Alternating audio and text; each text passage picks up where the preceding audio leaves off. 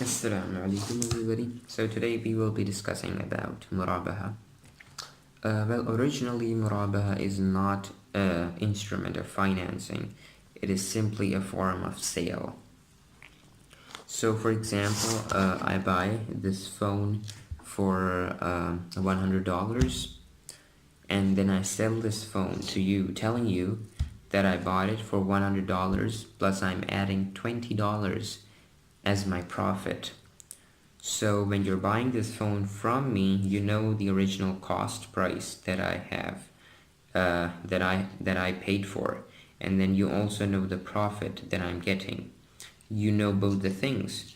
So this is a Murabaha transaction. In case I buy it for $100, sell it to you at $120, but you don't know how much of that money is cost price and how much is profit. You're not aware of that, then it is not a murabaha, it is musawwama. So originally in Islam, in Islamic classical fiqh, this is what murabaha and musawwama means.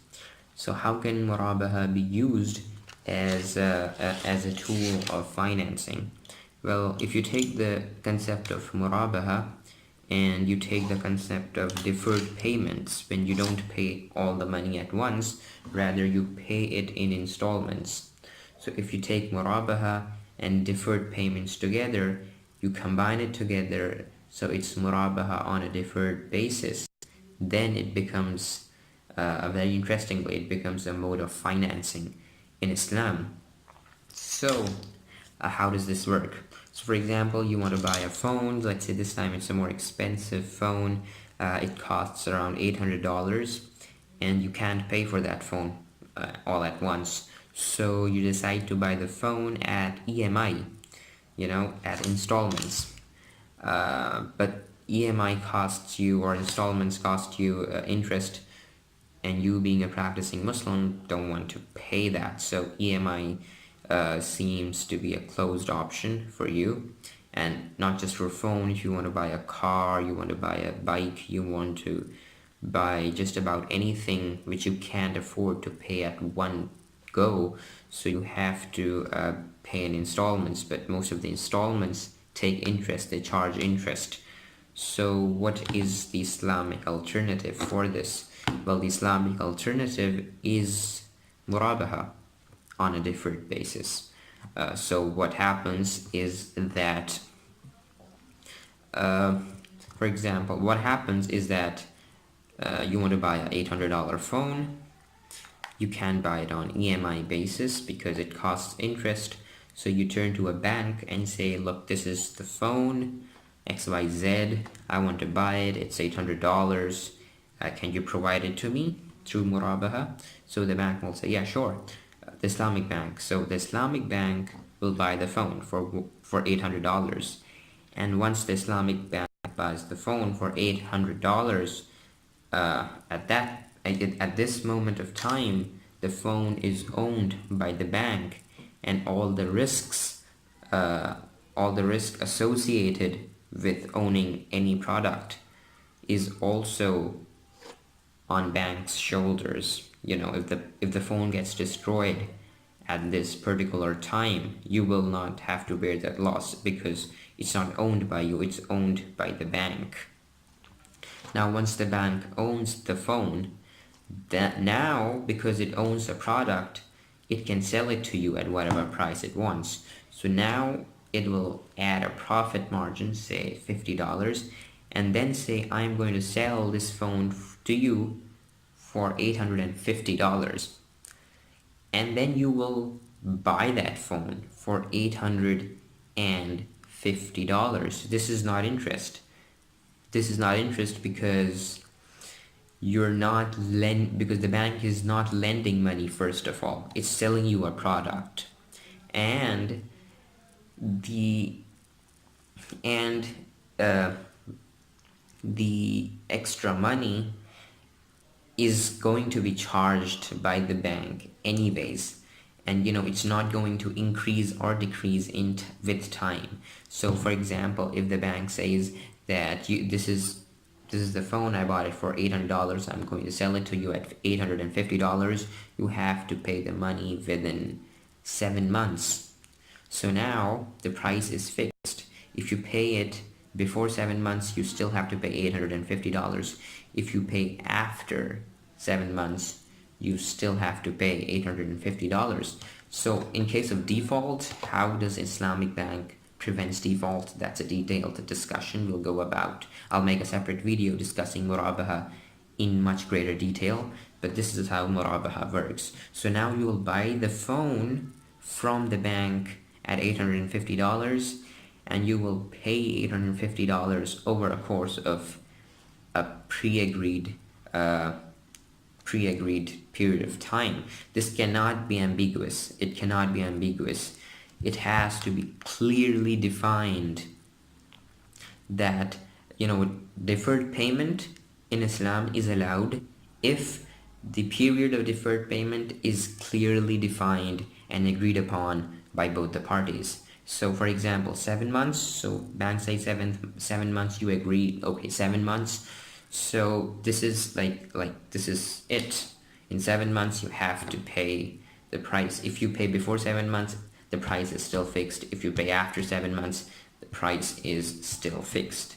But this is now one important point that you should note is that when the bank buys the phone, and has still not sold it to you, and still has not, it hasn't yet sold it to you, so the phone is in bank's ownership, and the risk associated with owning a product is on the bank's shoulders. You don't have to worry about it. But once bank takes the ownership, constructive or possessive ownership, possession of the product, and then once this happens, then there has to be a separate agreement, because there cannot be a conditional, because okay, let me just leave that point. That's for another video. Sale in Islam has to be on spot. So sale in Islam cannot be on a future date.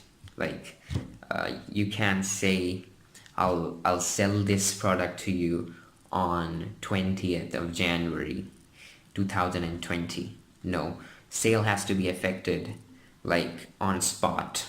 So that is why the Murabaha transaction includes multiple contracts. Okay, first there will be an agreement where the bank will buy the product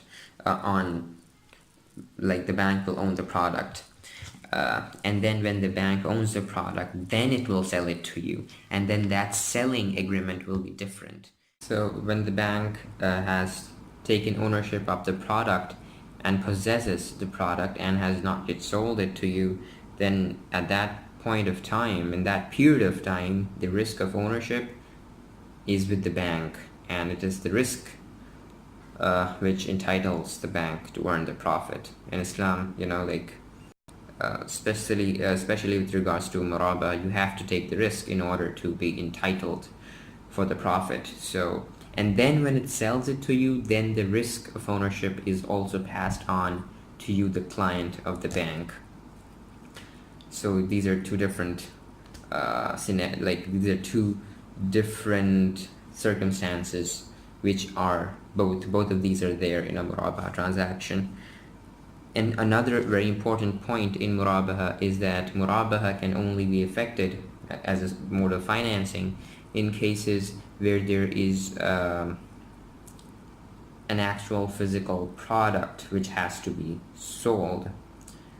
It cannot be used for overhead expenses, like if a client comes to the bank and asks money for things like if the client wants to pay his or her electricity bill, or wants to pay salaries to his employees or something like that, which doesn't involve a physical product, it rather involves money for some other use, then the bank cannot simply replace the word interest with Murabaha and just make it a Murabaha transaction. No, Murabaha transaction involves bank buying and taking risk of ownership of an actual physical product and then selling that product on a fixed price on a fixed period of time for deferred payment to a person.